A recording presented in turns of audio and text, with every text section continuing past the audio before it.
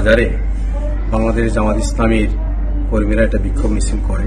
কারণ গতকাল মাগরিবের পরেই জামাত ইসলামীর কর্মী আব্দুস সাত্তার ইকবালের নেতৃত্বে কতিপয় সন্ত্রাসী তাকে নামাজরত অবস্থায় ছিল, সেখান থেকে ধরে এনে তাকে বেদম পিটায় এবং তার একটা হাত এবং একটা পা ভেঙে যায়। সে এখন খুলনা আড়াইশো হাসপাতালে ভর্তি আছে। তার প্রতিবাদে জামাত ইসলামীর কিছু কর্মী তারা আবাটপাড়া বাজারে মিছিল করছিল। তাদের হাতে কোনো লাঠিসোঁটা ছিল না, কোনো কিছুই ছিল না। তাদের মিছিল শুরু হওয়ার সাথে সাথেই ওই এলাকার উচ্ছৃঙ্খল একটি ছেলে ইকবাল, তার নেতৃত্বে কতিপয় যুবক এসে মিছিলে প্রতিরোধ করে। তখন তারপরও তারা উত্তেজিত হয়নি, মিছিল তারা থামিয়ে দেয়।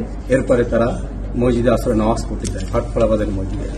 এই নামাজ পড়ে যখন বের হয়েছে তখনই প্রায় শতাধিক যুবক যারা স্লোগান দিয়ে এসে সেখানে আমাদের জামাত ইসলামের কর্মীদের পরে অতর্কিত হামলা করে এবং এলাকার জামাত ইসলামের নেতা মাসুদকে তারা আক্রমণ করে। মাসুদকে আক্রমণ করলে হকি স্টিক লাঠিসোঁটা আক্রমণ করেছে। তখন বুখারি সে ঠেকাইতে যায়, তখন তার মাথায় কয়েকটা বাড়ি লাগে, সে মারাত্মক আহত হয়। সে এখন ইবনে সিনা হাসপাতালে ভর্তি আছে, তার অবস্থা আশঙ্কাজনক। এই অবস্থায় আমাদের জনগণও জামাত ইসলামের নিরস্ত্র লোকজন তারা খালি হাতেই সেখানে তাদের প্রতিরোধ গড়ে তোলে। এই অবস্থায় উভয় পক্ষের মধ্যে ধাওয়া পাল্টা দেওয়া হয়। সেখানে প্রায় 20-25 জন আহত হয়।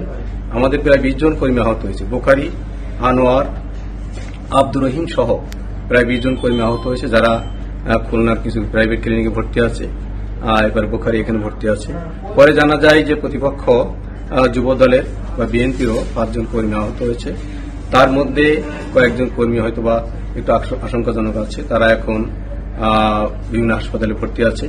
এই ঘটনায় আমি অত্যন্ত মর্মাহত এবং দুঃখিত। মাগরিবের আগে ইফতারি নিয়ে যখন বসে আছি ইফতার খাওয়ার জন্য, তখনই আমাদের 6 নং বাড়িতে ইউনিয়নের সাধারণ সম্পাদক ইকরাম আমাকে ফোন দিয়ে জানালেন যে ভাই, আমাদের ভাটপাড়া বাজারে জামাত ইসলামের যুব জামাতের নেতৃবৃন্দ সহ জামাত শিবিরের সকল নেতৃবৃন্দ একটি লাঠি মিছিল বের করেছে। এবং সেটা আমরা আতঙ্কিত যে তারা কোনো দুর্ঘটনা ঘটায় কিনা। তার পরপরই ইফতার শেষ হওয়ার পূর্বেই আবার পরপরই ফোন আসলো যে তারা আতঙ্কিতভাবে আমাদের বিএনপি নেতাকর্মীদেরকে হামলা করেছে এবং ঘটনাস্থলে 4-5 জন নেতাকর্মী আহত অবস্থায় পড়ে আছে, তাদেরকে হাসপাতালে নেওয়ার ব্যবস্থা করতে হবে। আমি দ্রুত বললাম যে তোমরা দ্রুত তাদেরকে নোয়াপাড়া হাসপাতালে আনার পরে আমি হাসপাতালে ছুটে আসলাম। তাদেরকে আমরা দেখি নোয়াপাড়া হাসপাতালে যখন ইমার্জেন্সিতে আনা হলো, তখন তাদের অবস্থা গুরুতর অবস্থায় নোয়াপাড়া হাসপাতালে ইমার্জেন্সি ডাক্তার সহ ডাক্তাররা পরামর্শ দিলেন দ্রুত তাদেরকে প্রাথমিক চিকিৎসা দিয়ে স্লাইন দিয়ে তাদের স্লাইন দিয়ে তাদেরকে অ্যাম্বুলেন্সে করে দ্রুত 250 বেড হাসপাতালে স্থানান্তরিত করা। আমরা এই নেককারজনক ঘটনার তীব্র নিন্দা করি।